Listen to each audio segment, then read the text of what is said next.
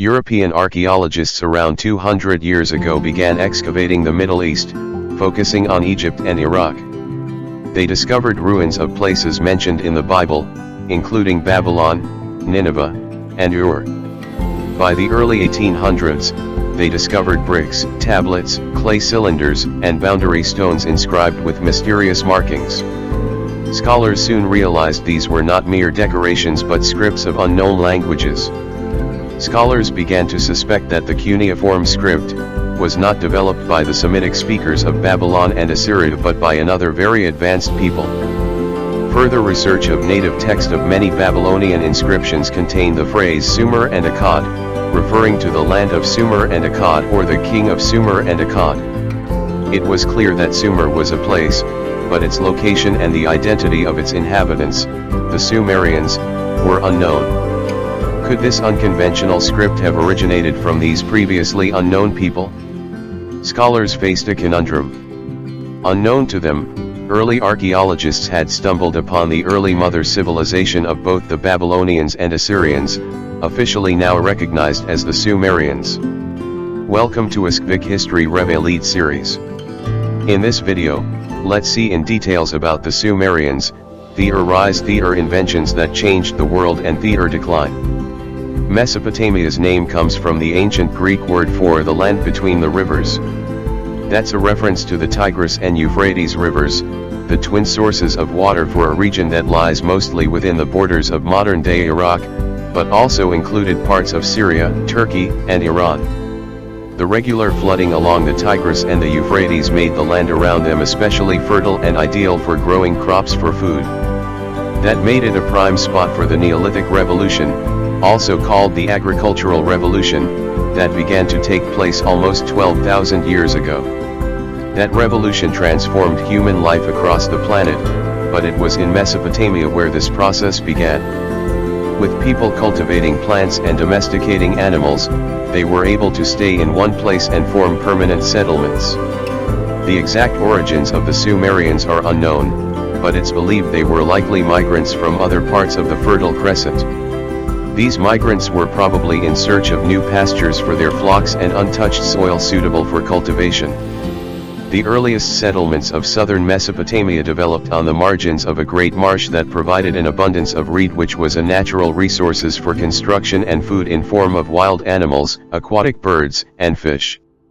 With water easily accessible for small-scale irrigation that could be organized at a local level and did not require the supervision of large-scale state structures. The marsh provided a connection to sea routes on the Persian Gulf, which made it possible for people who lived in the south to eventually develop long-distance trade with other places.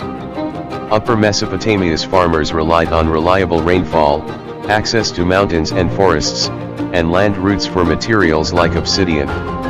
Their main crops were barley and wheat, but they also cultivated a variety of crops, milked animals, and slaughtered them for meat. This agricultural revolution led to the urban revolution, a significant step in Mesopotamian history. Mesopotamian farmers' main crops were barley and wheat.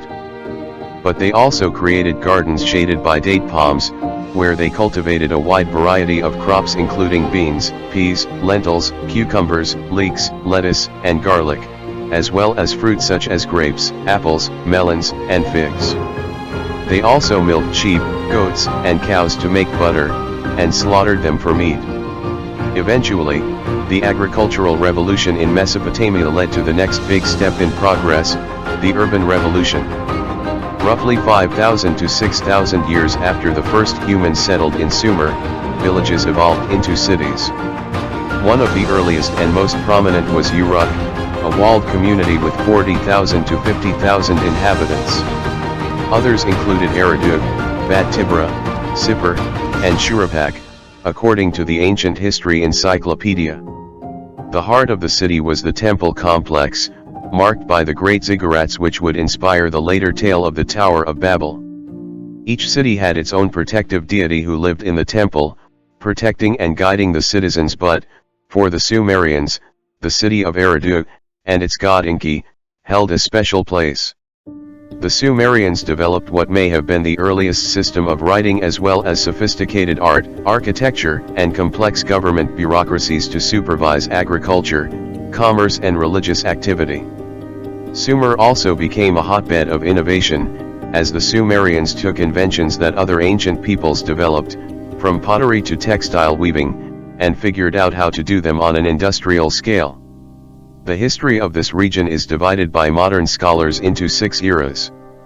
The first is the Ubaid period, followed by the Uruk period, the early dynastic period, the Akkadian period, the Kushan period, and finally the Sumerian Renaissance.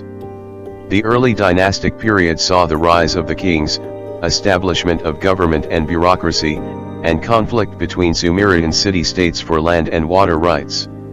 The Sumerian cities were periodically united under a single king, as in the case of Ennembarajse of Kish, who led Sumer against Elam in the first recorded war in history as early as 2700 BC. The Sumerians were victorious and sacked the cities of Elam.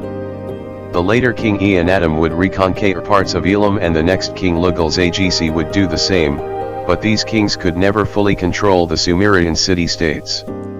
Sumer was finally conquered completely by the nearby king, Sargon of Akkad, who made it the core of his multinational empire. He maintained control of the region by placing trusted officials in powerful positions in each city, including his daughter, Enheduanna. The Akkadian Empire held the region until the invasion of the Kushans, who ruled until they were driven out by Ur-Nammu in 2030 BC, and his son Shulgi of Ur, who were responsible for the so-called Sumerian Renaissance, which saw a rebirth of Sumerian culture following the Akkadian and Kushan conquests. Let's check out fascinating facts about one of the earliest sophisticated civilizations known to history. One of the larger Sumerian cities may have had 80,000 residents. The Sumerian civilization in Mesopotamia established around a dozen city-states by the 4th millennium BC, dominated by ziggurat temples and mud brick homes. Major city-states included Eridu, Ur, Nippur, Lagash, and Kish, but one of the oldest and most sprawling was Uruk, a thriving trading hub that boasted 6 miles of defensive walls and a population of between 40,000 and 80,000. At its peak around 2800 BC, it was most likely the largest city in the world. The list of Sumerian rulers includes one woman. The king list is a clay tablet that records ancient rulers of Sumer, including Sumer's lone female monarch, Qubbaba. The list, a blend of historical fact and myth, identifies Qubbaba as the foundation of Kish and forged a 100-year dynasty, though her reign is not well documented. The Sumerian city-states were often at war with one another. Even though they shared a common language and cultural traditions, the Sumerian city-states engaged in near-constant wars that resulted in several different dynasties and kingships. The first of these conflicts known to history concerns King Eannatum of Lagash, who defeated the rival city-state of Umma in a border dispute sometime around 2450 BC. To commemorate his victory, Eannatum constructed the so-called Stele of the Vultures, a grisly limestone monument that depicts birds feasting on the flesh of his fallen enemies.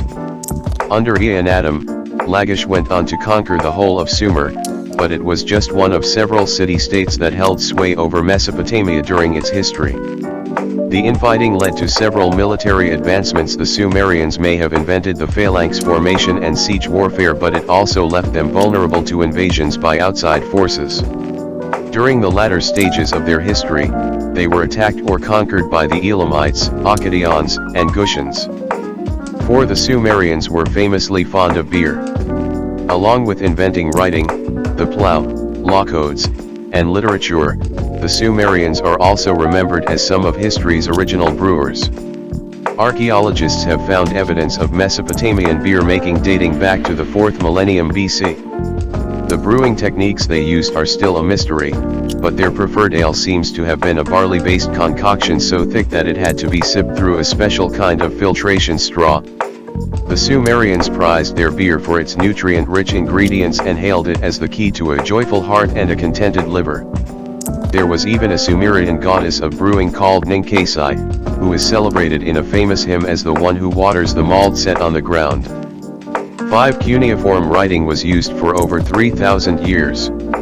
The Sumerian invention of cuneiform, a Latin term literally meaning wedge-shaped, dates to sometime around 3400 BC. In its most sophisticated form, it consisted of several hundred characters that ancient scribes used to write words or syllables on wet clay tablets with a reed stylus. The tablets were then baked or left in the sun to harden. Cuneiform, initially developed by Sumerians for business transactions, evolved into a versatile writing system used in poetry, history, law codes, and literature. It was adapted to multiple languages and used by over a dozen cultures. 6. The Sumerians were well-traveled trade merchants. Since their homeland was largely devoid of timber, stone, and minerals, the Sumerians were forced to create one of history's earliest trade networks over both land and sea. Their most important commercial partner may have been the island of Dilmun, present-day Bahrain, which held a monopoly on the copper trade, but their merchants also undertook months-long journeys to Anatolia and Lebanon to gather cedar wood, and to Oman and the Indus Valley for gold and gemstones. The Sumerians were particularly fond of lapis lazuli, a blue-colored precious stone used in art and jewelry, and there is evidence that they may have roamed as far as Afghanistan to obtain it. Historians have also suggested that Sumerian references to two ancient trading lands known as Magan and Malaha may refer to Egypt and Ethiopia. 8. Sumerian mathematics and measurements are still used today. The origins of the 60-second minute and 60-minute hour can be traced all the way back to ancient Mesopotamia. Sumerians used a sexagesimal structure based on 60 groupings, similar to modern mathematics. This system was later adopted by Babylonians for astronomical calculations. Base 60, which eventually fell out of use, still exists in the measurements of hours and minutes, and in spatial measurements like the division of a circle into 360 degrees. So how did this ancient well-advanced civilization diminish into thin air? Contributions and collapse. The Sumerian civilization collapsed around 1750 BC with the invasion of the region by the Elamites. The Shulgi of Ur had erected a great wall in 2083 BC to protect his people from just such an invasion, but, as it was not anchored at either end, it could easily be walked around, which is precisely what the invaders did. Even so, the culture had been struggling to retain its autonomy ever since the Amorites had gained power in Babylon. A shift in cultural influence, evidenced in many respects but, notably, in the male-female ratio of the Mesopotamian pantheon, came with the rise to power of the Semitic Amorites in Babylon and, especially, during the reign of Hammurabi, who completely reversed the Sumerian theological model in elevating a supreme male god, Marduk, over all others. Temples dedicated to goddesses were replaced by those for gods, and, even though the goddesses' temples were not destroyed, they were marginalized.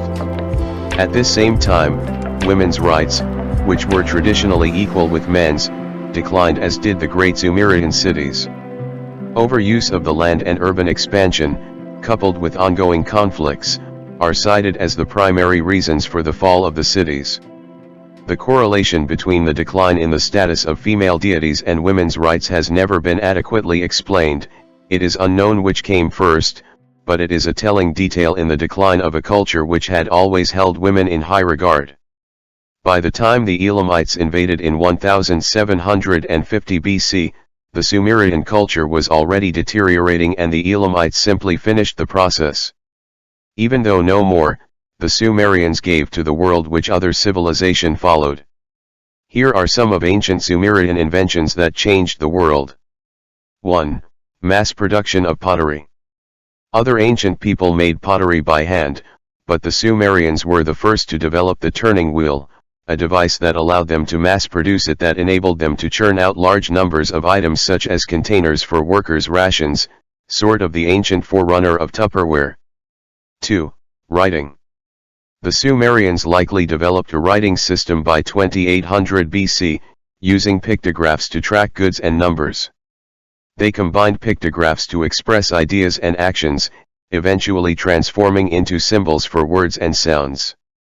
The cuneiform system, borrowed by subsequent civilizations, was used across the Middle East for 2,000 years. 3. Hydraulic engineering. The Sumerians figured out how to collect and channel the overflow of the Tigris and Euphrates rivers and the rich silt that it contained, and then use it to water and fertilize their farm fields.